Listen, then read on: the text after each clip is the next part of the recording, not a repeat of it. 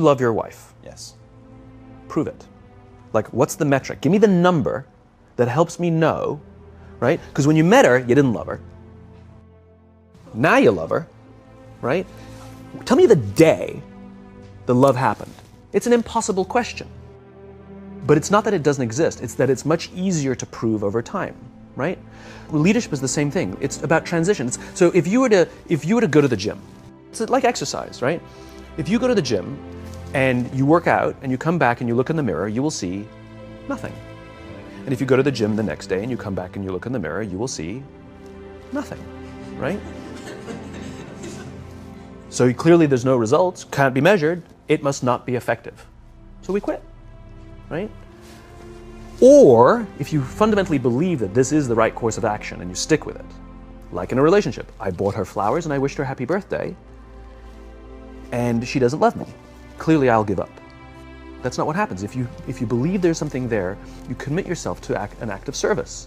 You commit yourself to the regime, the exercise. You can screw it up. You can eat chocolate cake one day, you can skip a day or two. You know, it allows for that.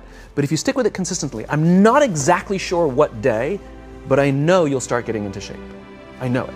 And the same with the relationship. It's not about the events. It's not about intensity. It's about consistency, right? You go to the dentist twice a year, your teeth will fall out.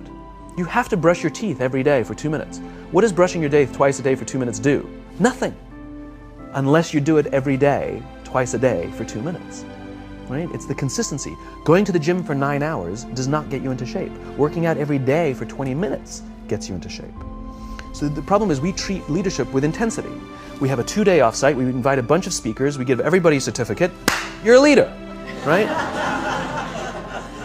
Those things are like going to the dentist. They're very important, they're good for reminding us or getting us back on track, learning new lessons, but it's the daily practice of all the monotonous, little, boring things like brushing your teeth that matter the most. She didn't fall in love with you because you remembered her birthday and bought her flowers on Valentine's Day.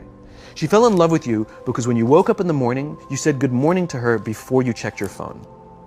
She fell in love with you because when you went to the fridge to get yourself a drink, you got her one without even asking. She fell in love with you because when you had an amazing day at work and she came home and she had a terrible day at work, you didn't say, yeah, but let me tell you about my day. Right. You sat and listened to her awful day and you didn't say a thing about your amazing day. This is why she fell in love with you. I can't tell you exactly what day, and it was no particular thing you did.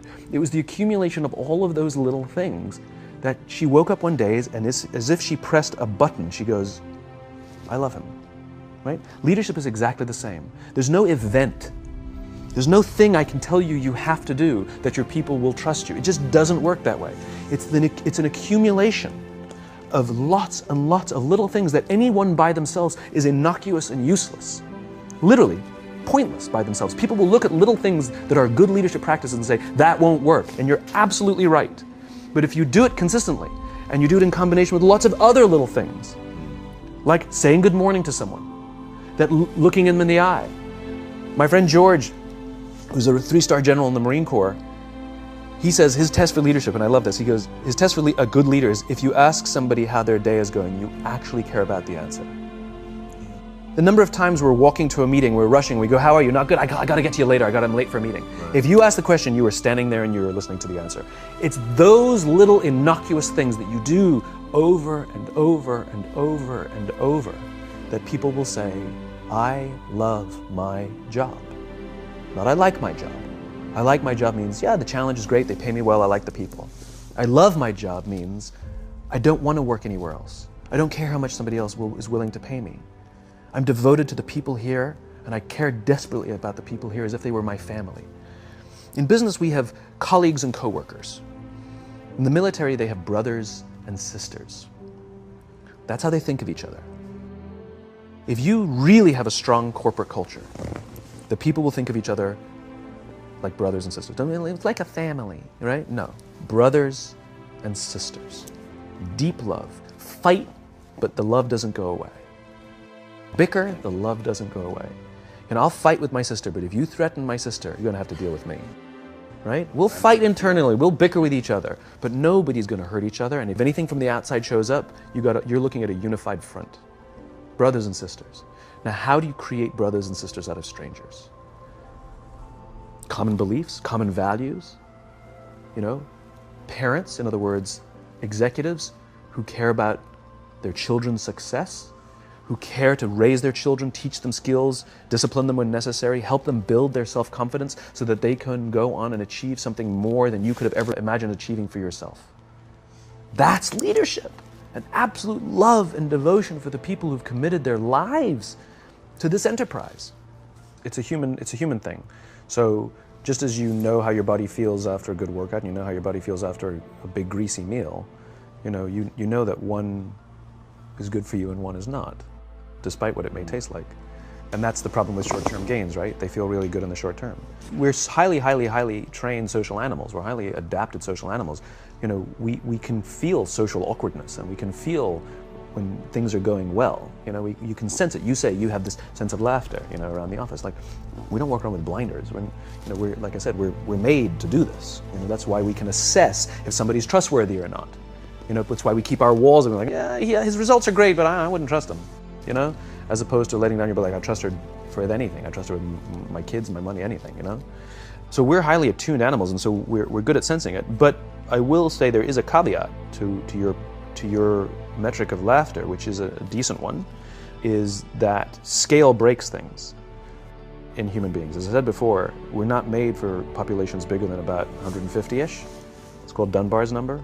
Robin Dunbar, a professor from Cambridge University, theorized that we cannot maintain more than about 150 close relationships. And the way he defined a close relationship is, if you're at a bar with a bunch of friends and somebody comes in, would you ask that person to join you or not? And it's about 150 that we would ask them to come join us. And if you think about the reason, that actually makes perfect sense, which is there's two limiting factors. One is time. If you only gave 2 minutes to every person you know, you'd make no close friends. And the other one is memory. You just can't remember everybody. And so this is where leadership becomes very, very interesting. Because if you have a company that has a lot of people, 5, 6, 7, 800 people, 1,000, 2,000, 5,000 people, clearly you can't know everyone. And clearly as a CEO, like, I care about every single one of my people. You don't even know. Some of the people you work for who work for you are bastards. You don't care about them, right? So it's a nonsense statement. But what you can say is, I desperately care about the people whose names I know and whose faces I recognize. And I care desperately about my leadership, and I instill in them every day that I will give them the tools and I will take care of them with one purpose and one purpose only, that they will take care of the people in their charge. And I want those people to take care of the people and instill in them that they take care of the people in their charge. And then by the time you get down to the masses, where the actual 1,000 exist, because of the seniors it's like 20, where the real 1,000 exist, they feel about 150 of them can look to one of their direct leaders, to one of their direct managers, and say, that person cares about me. That's our boss, that's my leader. Not the leader, it's the CEO. That's my manager, my boss, my leader. The one thing I am comfortable saying that all effective leaders must have is courage. Because it is hard. It is hard to stand up against outside pressure. It is hard to stand up to an external constituency who's pushing you to do something for their short-term gain, to do the right thing for your people. It is hard. It is thankless. It is lonely. Sometimes you get fired. Sometimes you get in trouble. Sometimes you'll lose your job and the next guy will get all the credit. It's all true. And the courage to do the right thing in the face of overwhelming pressure, only the best leaders have that courage. Only the best leaders. And here's the folly. Courage is not some deep internal fortitude. You don't dig down deep and find the courage, right? It just doesn't exist. Courage is external. Our courage comes from the support we feel from others. In other words, when you feel that someone has your back, when you know that the day that you admit you can't do it, someone will be there and say, I got you. You can do this. That's what gives you the courage to do the difficult thing. It's not going off to an ashram by yourself somewhere for 4 weeks and coming back and finding the courage. It's not what happens. It's the relationships that we foster. It's the people around us who love us and care about us and believe in us. And when we have those relationships, we will find the courage to do the right thing. And when you act with courage, that in turn will inspire those in your organization to also act with courage. In other words, it's still an external thing. That's what inspiration is, right? I'm inspired to follow your example. But those relationships that we foster over the course of a lifetime will not only make us into the leaders we need to be and hope we can be, but they'll often save your life. They'll save you from depression, they'll save you from giving up, they'll save you from any matter of negative feelings about your own capabilities, your own future. When someone just says, I love you.